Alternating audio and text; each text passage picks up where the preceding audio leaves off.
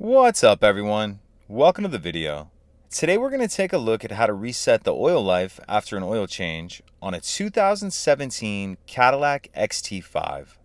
So you'll need the vehicle running, and then we'll do this all using these buttons on the right hand side of the steering wheel here.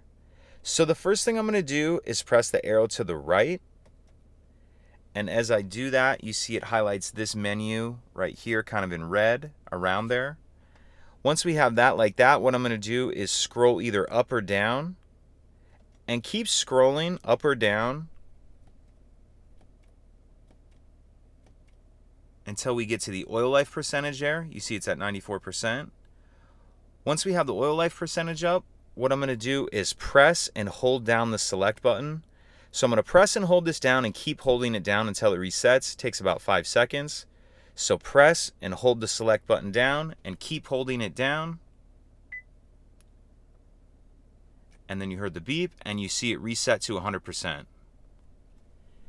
If you have any questions, please let me know. If you could take a second to like and subscribe, it helps us out and I'd appreciate it. Thank you.